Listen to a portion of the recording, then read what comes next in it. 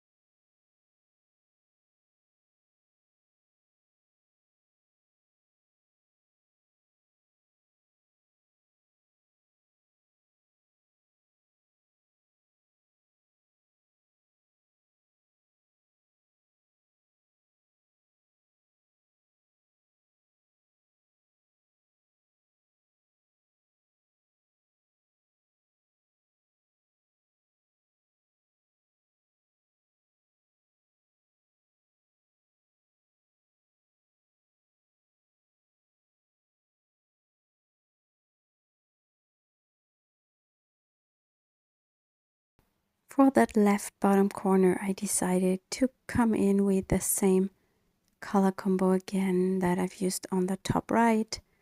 I think it's always nice to bring back something you have already on the page, so it looks more harmonic.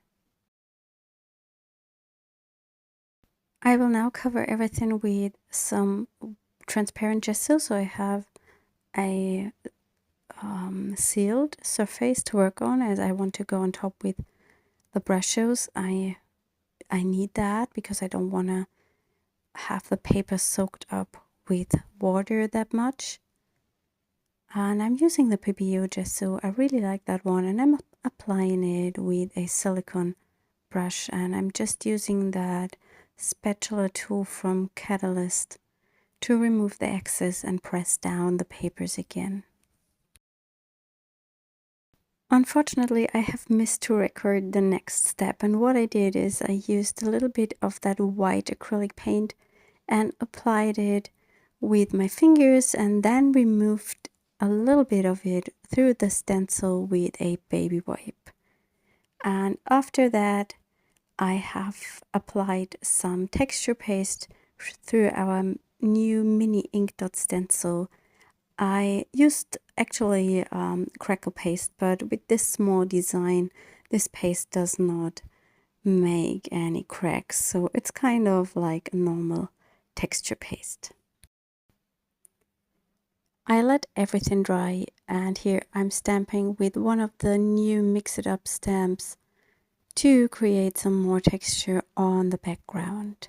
I'm using black StazOn ink.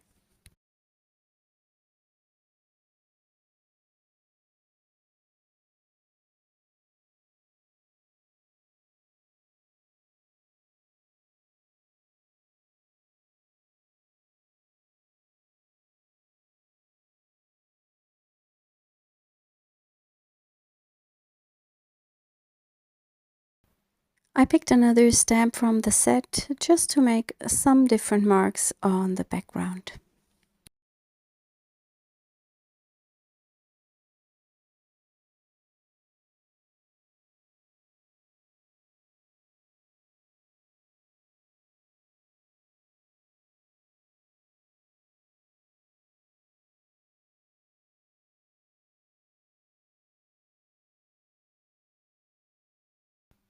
I'm now going to apply the Brushos. I just sprinkle some of the powder over my page, and then I go in with a wet brush and also with my spray bottle to get the pigments flowing. And that's a fun part of the process, to just move around all these beautiful colors.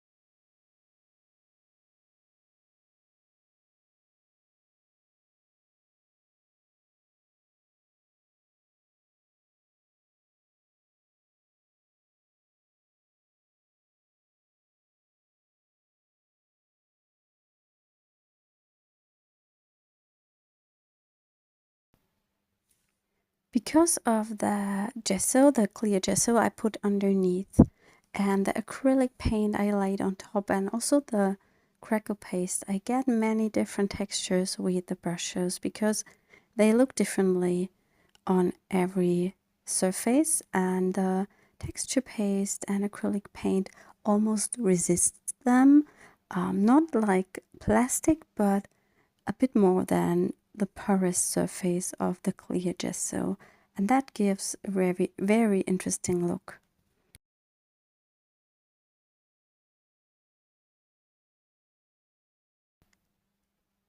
I'm now dropping in some white acrylic ink because that also makes a really nice effect combined with the wet brushos.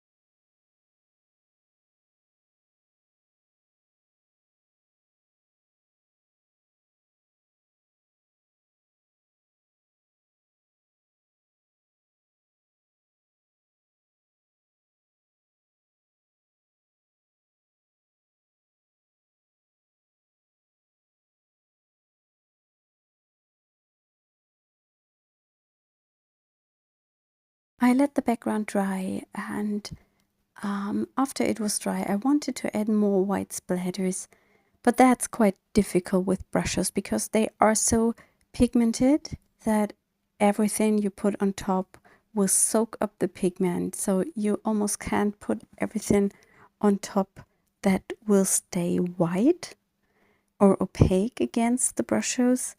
Even if you use white embossing powder, I am not sure if it will work out. That might depend on the pigment you have used underneath. Some are bleeding more than others. For the focal point, I have prepared some images with one of the new stencils with the sketchy leaves number 3, I believe. I used them together with brushes, and I will link up a video tutorial where I share how to do these.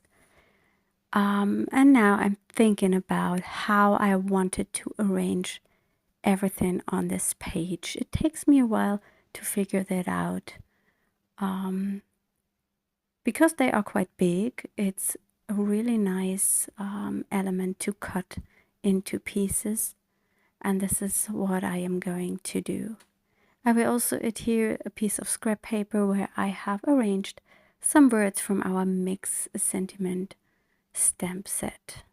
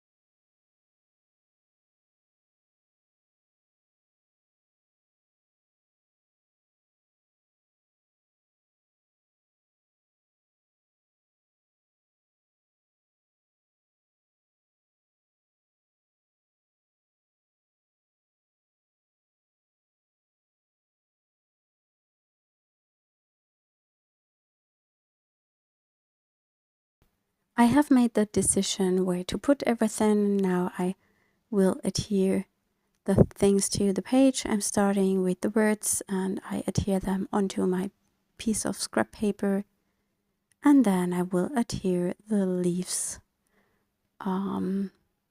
with some wet glue.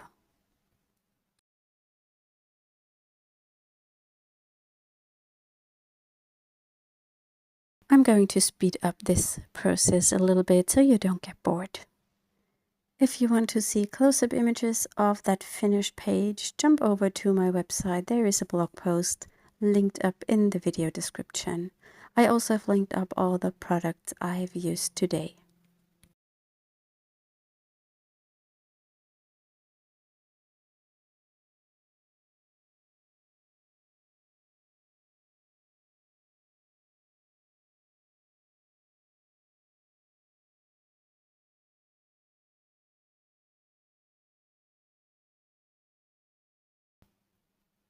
I'm just pressing down the leaves and then I am done with the page. I hope you enjoyed this video and I hope you'll like the result and you are inspired. And I hope we will see us next time. Bye.